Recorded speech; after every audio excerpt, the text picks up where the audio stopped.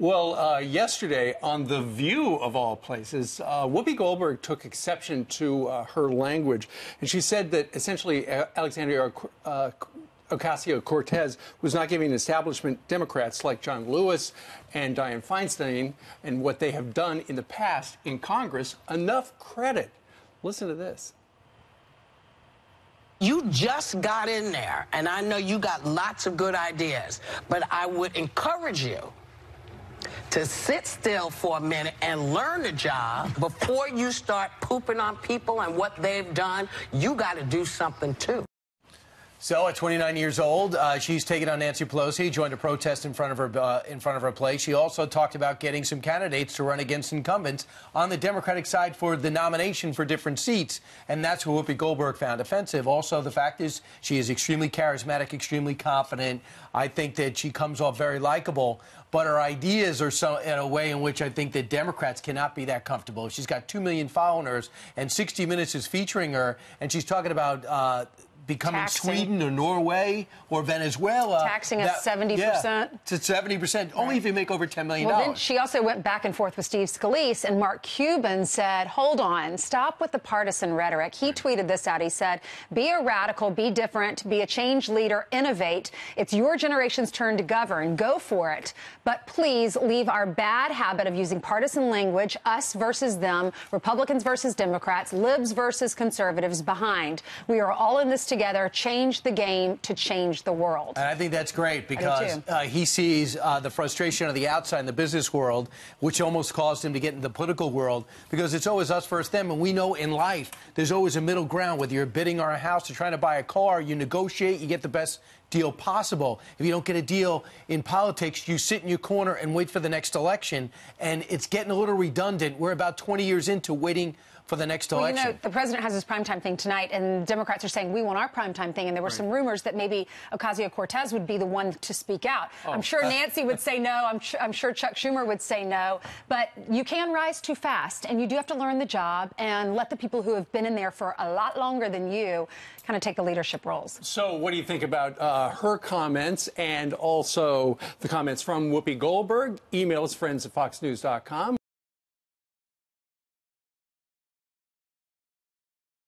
Minnesota freshman Congresswoman Ilhan Omar may be in still more trouble after fellow Democrats read her latest comments on the Politico website.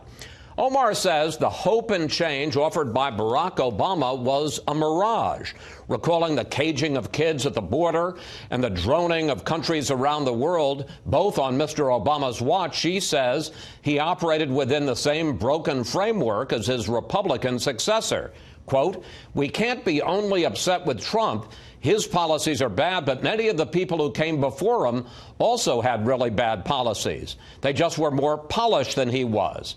We don't want anybody to get away with murder because they are polished. We want to recognize the actual policies that are behind the pretty face and the smile. Omar responds on Twitter, quote, Exhibit A of how reporters distort words. I am an Obama fan. I was saying how Trump is different from Obama and why we should focus on policy, not politics. This is why I always tape my interviews. Speaking of Omar and Ocasio-Cortez, another Democratic Congressman, Dean Phillips, tells Politico, quote, suddenly an entire party is being branded by the perspectives of two of its members who represent 1% of the caucus.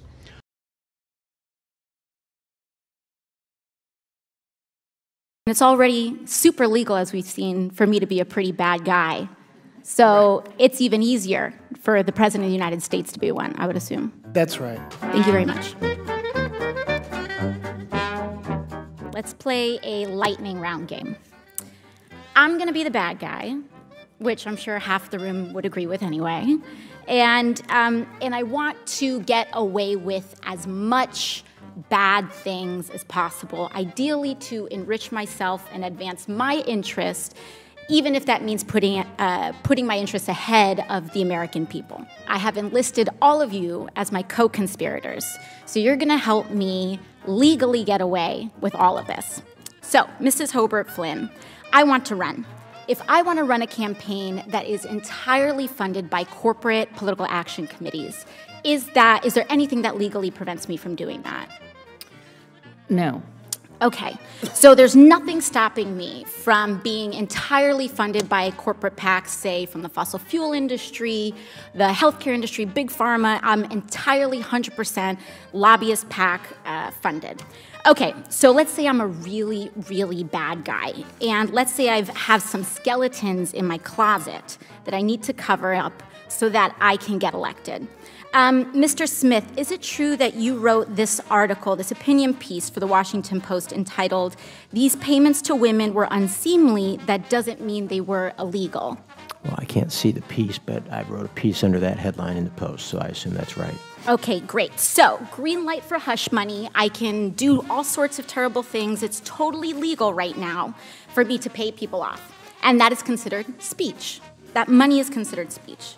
So I use my special interest dark money funded campaign to pay off folks that I need to pay off and get elected. So now I'm elected, now I'm in. I've got the power to draft, lobby, and shape the laws that govern the United States of America.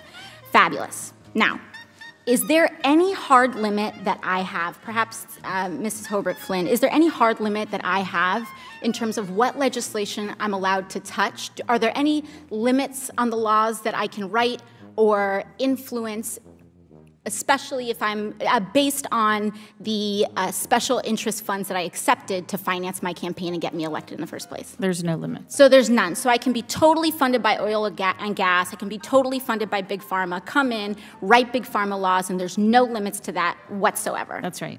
Okay, so awesome. Now, Mr. Mirabani, the last thing I want to do is get rich with as little work possible. That's really what I'm trying to do as the bad guy, right? So is there anything preventing me from holding stocks, say, in an oil or gas company, and then writing laws to deregulate that industry and cause, that could potentially cause the stock value to soar and accrue a lot of money in that time? You could do that. So I could do that. I could do that now with the way our current laws are set up. Yes? Yes. Okay, great. Is it possible that any elements of this story apply to our current government and our current public servants right now? Yes. Yes. So we have a system that is fundamentally broken. We have these influences existing in this body, which means that these influences are here in this committee shaping the questions that are being asked of you all right now. Would you say that that's correct, Yes. Mr. Mirabani or Mr. Schaub? Yes. All right, so one last thing, Mr. Schaub. In relation to congressional oversight that we have, the limits that are placed on me as a congresswoman, compared to the executive branch and compared to, say, the President of the United States, would you say that Congress has the same sort of standard of accountability? Is there more teeth in that regulation in Congress on the president, or would you say it's about even, or more so on the federal? In terms of laws that apply to the president, yeah, there's just almost no laws at all that apply to the president. So I'm being held, and every person in this body is being held to a higher ethical standard than the President of the United States. That's right, because there are some ethics committee rules that apply to you. And it's already super legal, as we've seen, for me to be a pretty bad guy. So it's even easier for the President of the United States to be one, I would assume. That's right. Thank you very much.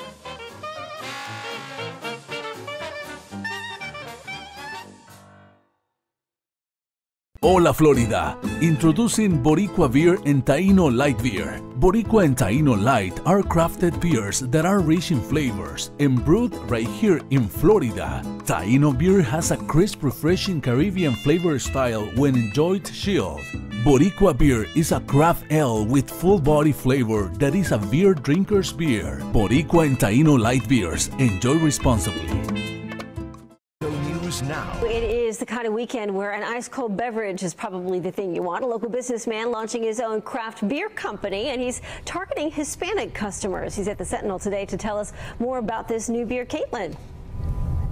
Yeah, so actually you took the words out of my mouth, Andre. I was thinking whether a nice weekend means maybe a nice cold brewski. And I actually have Kyle Arnold, who's our restaurant and retail reporter in-house. And Kyle, you know, craft beer is a trend, but it seems that we have one local brewer taking it to sort of the next step. And let's talk about Boricua craft beer and Taino beer, which is like sort of its lighter sister beer. So talk to me about those two products. Yeah, exactly. It was a beer that was launched here a couple months ago by a local company at Altamont Springs.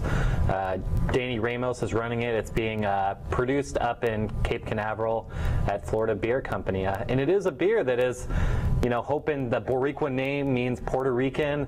There's a huge population of Puerto Ricans here, hoping that he can, you know, create a connection between those people to get his name out. So when I think of craft beer, you know, I think it certainly targets a specific audience, but he's taking it a step further. Can you elaborate more on why target the Hispanic population? Yeah, there's like 500,000 Hispanics in this area. About half of those are Puerto Ricans, and a lot of Puerto Ricans and a lot of Hispanics are in that millennial age group, just like the rest of the country. And those people are kind of disregarding the beers their parents grew up with, and they want local beers. They want things that cater a little bit more to their taste, a little bit higher quality, and they're willing to pay for it. Sure. And so where locally can we find this? There's a couple Publix around town in some of the bigger Hispanic pockets of town. Sedano's, Bravo's, there's a bunch of 7-Elevens. You can find them almost at all the ABC wine and spirits. They have a pretty big craft beer selection. Excellent. And so I know this isn't the only brewery or brewer looking to target this market. Who else is popping up, you know, nationally? Yeah, there's some companies out of like Southern California, like Ohana Brewing. There's some other ones. What's really interesting about Boricua is I really haven't found many others that target Hispanics specifically, and you already see that done in the mass beer market with Corona, exactly. Dos Equis things. You know, Mexico's a pretty big beer market, but in terms of Americans, they've really kept it general so far. Either localities like Orlando Brewing or Fat Tire, just a generic term out of Colorado. Excellent. And I just want to know, what has the reception been? If it's only been launched for a few months, what's the kind of feedback you're getting on this? It's doing pretty well in some restaurants around town, especially some like Puerto Rican restaurants that they really only offer, you know, some of the big international beers, Heineken and things like that. They bring in a local beer. It says craft brew. It's got a local tie to it, and people want to try it, especially tourists from out of town. They want to, you know, see what the local flavor is, and so far it's been good. Excellent. So we have a local entrepreneur, a local brewer here, targeting a very specific market within a larger market. So we'll just have to see how Boricua goes from here. But you know, if we're seeing all these temperatures, I myself might crack one this weekend. I think you should, Caitlin. Cheers to that. What a terrific idea. Cheers. All right. Thanks for watching this video. You can watch Orlando News Now every weekday on OrlandoSentinel.com. We go live at noon. See you then. She is the child I am for. I am a volunteer child advocate. I am you. Florida residents call toll-free 866-341-1425. Hello, welcome to Hispanic Speak Out TV. I am Maribeth Gonzalez, a family law attorney here in Central Florida and the owner of the MGR Law Firm. And today we have a very special guest. We have Haki Nkrumah. Did I say it right? Yes. Okay. And he is the founder and president of the Young Fathers of Central Florida. And today we are delighted to have you here. And I wanted to speak about your organization. And we wanted to learn more about the programs that the organization offers. But before we start with that, I wanted you to explain what is the mission of the organization. The mission is to provide supportive services to fathers under the age of 24.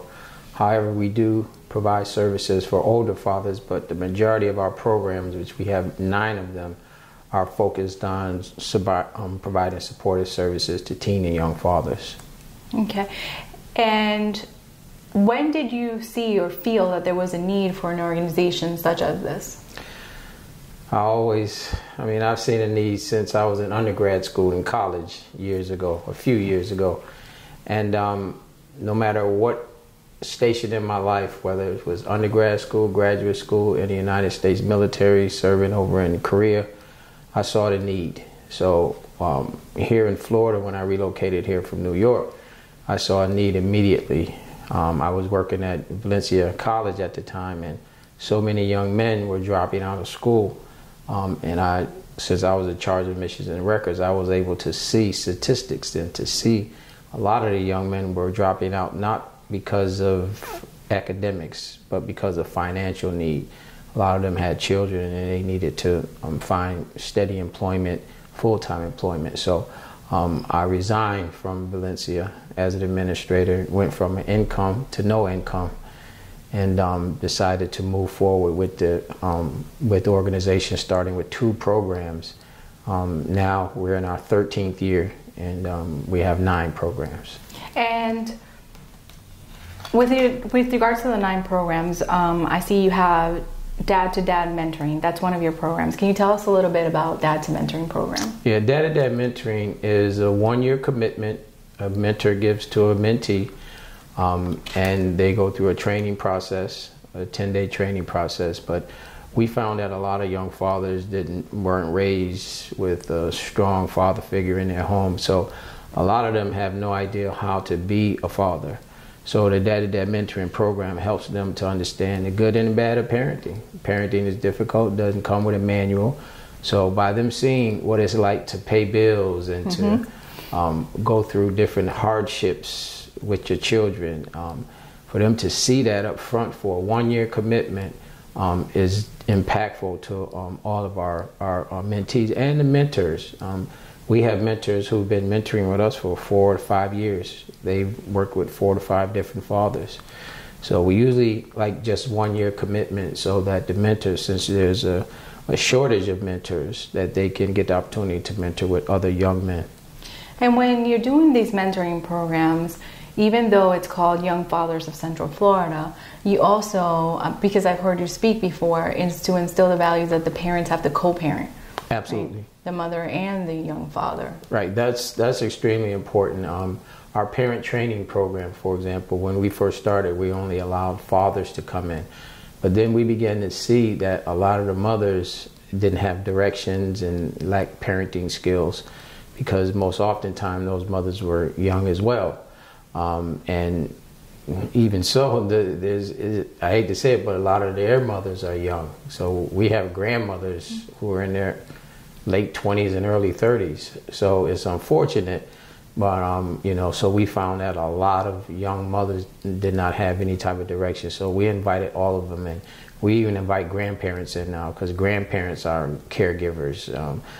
So the whole family can come, stepfathers, father figures, the aunties, anyone who wants to come to the parent training can come to the parent training. Whoever is responsible for that child's life, they can attend the parent training so that the child can be raised in a healthy environment. So what I found interesting in your organization and your programming from hearing you speak before is that both parents are needed, but this is tailored to young fathers because you saw a lack of, and I think you had spoken at one time and had a speaker at your annual conference discussing the statistics of the programming for the young mothers, but not enough programming for the young fathers. Right. When you're trying to find statistics on teen parents, more often you find easily accessible statistics for young mothers, but they don't have them for young fathers. And it's unfortunate because you have some systems like our school system in Orange County and in a lot of counties who don't take into account young fathers. They don't have, even on some of the intake forms for the teen pregnancy programs, where a father can put his name. So they just totally exclude him. So most of those programs at high school level and a lot of agencies, they don't even engage fathers. 90% of fatherhood programs in the United States of America don't begin engaging fathers at age 26. So that's giving our young dads, 13 year to be absent and dysfunctional fathers. So that's why we take a lot of statistics, and one of the reasons why I started the conference, National Teen and Young Fatherhood Conference. So people across the country, if they're taking data, if they have systems of identifying growth and improvement, that they can share it with other people across the country, because that's the big problem. young fatherhood organizations have is the lack of networking and the lack of hard data on fathers. And I participated in a Young Fathers conference this year along with other years. But I can tell you that the first year I went, I was surprised with regards to who was there. Because I was expecting young fathers. But what you've done is actually put in a room key people that touch the lives of these young fathers and try to educate them and teach them some facts and, and you know, dispel some myths. Yeah, the conference never was designed for the attendees to be young fathers. It was for practitioners who run fatherhood programs, who go back to the organization like Juanita, for example. They have a staff of about 22 people with their Florida State University Young Parent Program. So they'll go back and take that information and share it with their staff. And each staff member has caseloads of maybe 20 fathers apiece. So you have 10 staff, 20 people in a caseload, that's 200 young fathers that they'll be able to bring information back to them and help them to develop as responsible fathers. So that was the key. And also when I traveled the country speaking, I often found that most young fatherhood organizations thought they were the only one there, no matter if it was in Portland or Houston, Texas. And then they say, wow, there's more teen and young fatherhood organizations. I say, yes, come to this conference and meet them. And then we can develop our network that way. So yes, it was designed for the practitioners, whether they're healthcare providers, teachers, because you see, you have a lot of teachers call me all the time. It seems like every week, sitting in the classroom with a young father, and they don't know what to do with him. And he said, look, I've been absent because with my baby, my child was sick, and my girlfriend had to go work, so I had to stay home. So that kid is just not being absent. He's trying to do the responsible thing by staying home with his child. So that's the purpose of the conference, was not to have them there, but to have people who can work with them. So I found it interesting and empowering when I received questions. Some questions were tailored to the law, but some things were simple. Like, for example, a young father gets something in the mail with regards to child support. They ignore it because they think, well, it's going to happen anyway and they're going to put me on child support. However, by not going to that hearing, the court might impute income on him. His child support might be higher than what it should be. And then now when they're 20, 22 with their new spouse or even with the same person, they're trying to get their lives together. They're going to college, they're going to school, and then they get this letter with regards to arrearage, which had they taken the time to answer or just appear at a hearing, this wouldn't have happened. And the reason why I found that it was so empowering is because here I have, because you have provided the platform, these professionals that are asking, what do I do? Well, show up. Absolutely. Something as simple as show up. Something simple as that. You have a lot of fathers who don't modify, don't even think about modification. They might lose a job and they don't think about what rights that they have to get some type of modification. You know, some guys are out of, some guys lose jobs and they're out of jobs for months and months. That's why some guys come to us and I say, well, how long you been out of work? 8 months or 6 months or something. I said, wow, and you've been paying the same child support. Yeah, I've been paying the same child support, paying even more with less money. So it's just a lot of the practitioners don't know. Like I mentioned, that teacher, she doesn't know what to tell that young father. So now at least she can say, well, here's an organization that work with young fathers like yourself. Contact them, see what they have to say. Doesn't cost you anything. We've never charged a father for one program in 13 years. Not a penny. Simple tips, just as when you move, change your driver's license. Because the thing is, it's your responsibility to change your address. So you get the letter, and then years later, the defense is, well, I moved, I didn't live at that location. But it was your responsibility to change your driver's license. So it was pretty interesting. Life changes, as we always tell them. Life changes. Life changes. It's not and simple things that you can do. And so so you have the parent training and development. If you can briefly tell us about your programming, because I know we're running out of time, and I think maybe we should have you as a guest again. But Absolutely. If you can tell us a little bit about the programming, what other programs you offer? We have parent training, where we provide training to those families that I mentioned, whether it's mother, father, grandparents, significant others. Then we have father support groups, where we provide support for all fathers. So this group is not just for young fathers, because in some of those support groups, you see how the grandparents, older, how they you know, they help the younger guys, I mean, immensely. So the parent, our father support groups are open to anyone. Grandparents, friends, sometimes anyone. They play key roles. Significant other, cousins, anyone significant that others. come in contact with that child throughout that day, anyone, you know, they can attend the parent training. Then we have our Fatherhood Institute, which is a college level young fatherhood initiative where we work with college students. Then we have our Teen Fatherhood Academy, which is a program for 14 and 19-year-old fathers in high school setting, normally in alternative high schools. Then we have our Fatherhood Initiative in correctional facility, where we go in Orange County Corrections and work with our fathers there, primarily the ones who are not getting sentenced to go to prison, but those who are getting out and maybe get on probation. So we work with them as well. We have our Gents to Gentlemen. That's our character and etiquette development program for our 10 to 13-year-old boys. That's a prevention program. We don't want to see them in any other fatherhood program. We don't want them there.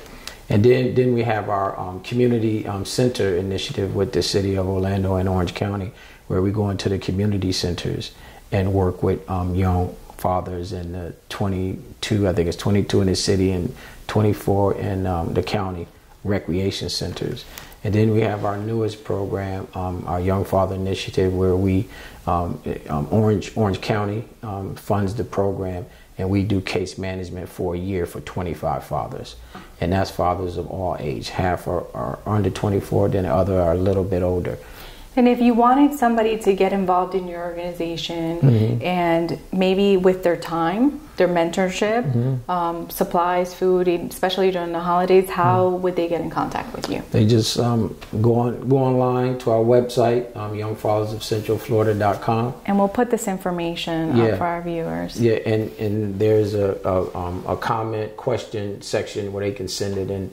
And we recently put up a new site, so it's working pretty well. People, people make comments, or they send questions, and we've gotten several volunteers over the last after the conference and Father's Week. We usually get a lot of volunteers. Yeah, everybody's at home. It's like working out at the gym at the beginning of the year. Everybody volunteers. Well, I just wanted to say thank you, Haki, for joining us on this program. Thank you for inviting me. Thank you. And I hope you learned something tonight. And I wish you a good evening and good night. And until next time.